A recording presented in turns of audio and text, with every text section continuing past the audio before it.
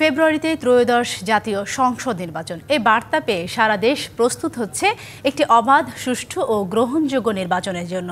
ভোটের এই হাওয়ায় কি ভাবছেন সাধারণ মানুষ থেকে শুরু করে আগামীর জনপ্রতিনিধিরা, সে কথা জানাতে ডিবিসি নিউজের ইলেকশন এক্সপ্রেস ছুটে যাবে সবগুলো সংসদীয় আসনে।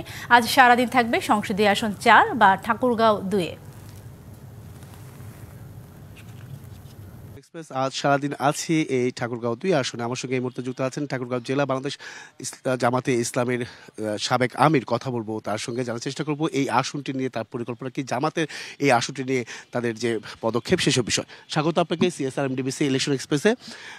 শুরুতেই আপনার কাছে জানতে চাচ্ছি, এই আসনটিতে আপনারা সবসময় জোটের মাধ্যমে নির্বাচনে এসেছেন, এমনকি আপনি দলীয়ভাবে বা আপনি এই নির্বাচনে অংশ নেওয়ার কেন্দ্র করে আপনি কয়েকবার ৩বারের মতো আপনি জেলে গিয়েছেন, সেখান থেকে আপনি নির্বাচন করেছেন।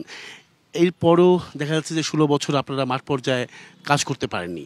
তারপরে জনগণ কীভাবে বেছে নেবে এই জামাতকে এই আসনটি থেকে?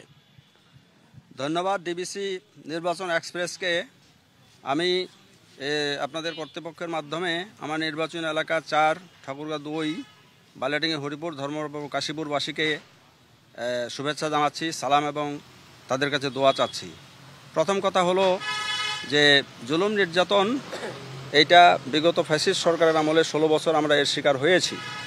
কিন্তু আমরা যেহেতু এটি আদর্শিক দল, এজন্য আদর্শ কখনো মৃত্যুবরণ করে না।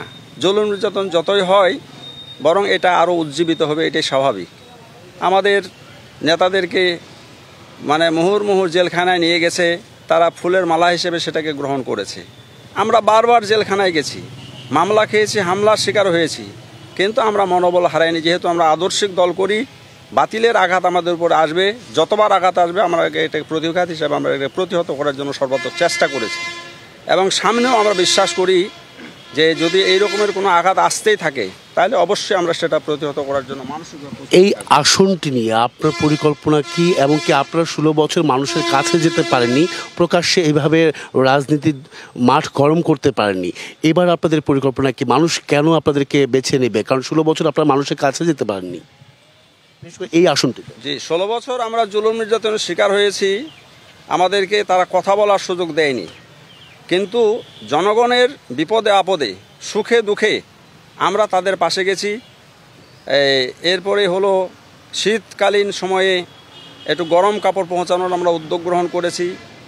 কোথাও বাড়ি পড়ে গেছে, মানুষ ক্ষতিগ্রস্ত হয়েছে, তাদের পাশে দাঁড়ানোর ব্যাপারে আমরা সব সময় চেষ্টা করেছি এবং এতে আমরা সফল হয়েছি। আমরা এখন যেটা লক্ষ্য করছি যে এত জুলুম নির্যাতন পরেও আমরা যেহেতু তাদের পাশে ছিলাম, জনগণ এখন আমাদের পাশে থাকতে চায়।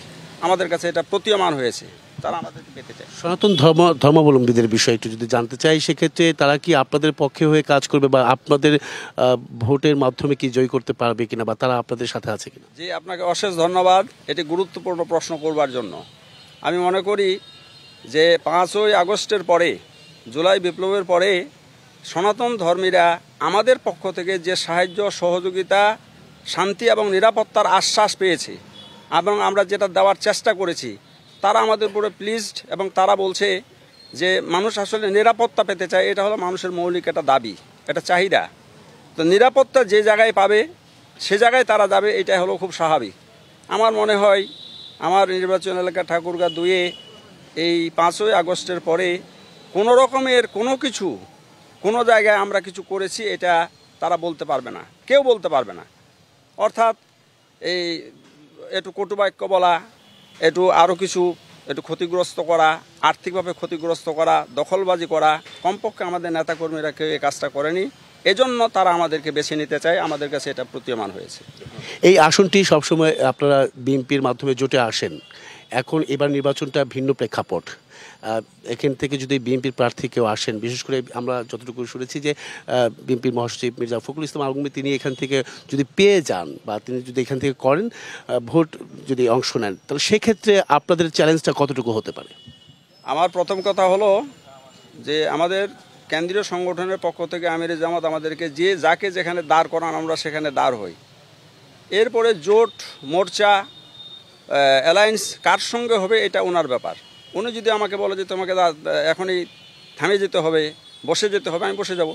কিন্তু যদি নির্দেশ দেন যত বড় শক্তিশালী প্রার্থীর বিরুদ্ধে নির্বাচন হোক, আমরা সর্বশক্তি প্রয়োগ করে নির্বাচন করবো ইনশাল্লাহ, এই প্রত্যয় আমাদের আছে।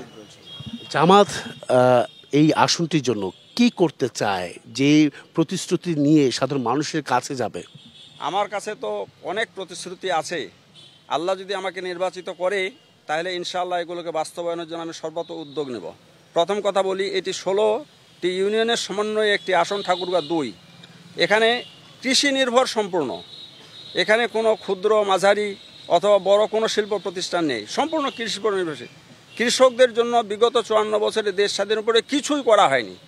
আমি কথাবার্তা বলছি যে ভাতুরিয়া থেকে নিয়ে ধমতলা পর্যন্ত একটি কোল্ড স্টোর পর্যন্ত এখানে স্থাপন করা হয়নি, একটি হিমাগার পর্যন্ত নাই। কৃষকেরা তাদের উৎপাদিত পণ্যটা কোথায় রাখবে?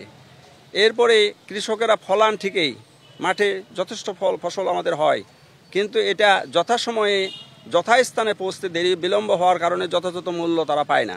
এদিক থেকেও কৃষকরা ক্ষতিগ্রস্ত হচ্ছে। তাহলে পরিবহন সেক্টরের উন্নয়ন ছোট করে বলবেন একটু, যে আর কি কি উন্নয়ন করতে? আরও যেটা উন্নয়ন করতে চাই, আমরা যুব সমাজের এটা উন্নয়ন করতে চাই। যুব সমাজেরা আজকে সম্পূর্ণ বেকার এবং সীমান্তবর্তী এলাকা হওয়ার কারণে এখানে মাদকের একটা বড় রকমের প্রাদুর্ভাব আছে। আমরা মাদক মুক্ত দেশ গড়ার, যুব সমাজকে তাদের হাতে কাজ তুলে দেওয়ার ব্যাপারে আমাদের পরিকল্পনা আছে। আল্লাহ যদি আমাদেরকে নির্বাচিত করে তাহলে ইনশাআল্লাহ যুবকদেরকে পুনর্বাসন সহ এই এলাকাটাকে মাদক মুক্ত করার ব্যাপারে আমরা সর্বাত্মক প্রচেষ্টা। অসংখ্য ধন্যবাদ। আমাদের সঙ্গে এতক্ষণ আপনি যুক্ত ছিলেন। পরবর্তী সংবাদ রাত 9টায় থাকছে ভিন্ন কোনো রাজনৈতিক দলের তৃণমূল পর্যায়ে নেতাকর্মীরা কি ভাবছেন আগামী নির্বাচনকে কেন্দ্র করে সেসব বিষয়। সঙ্গে থাকুন CSRM DBC ইলেকশন এক্সপ্রেসের।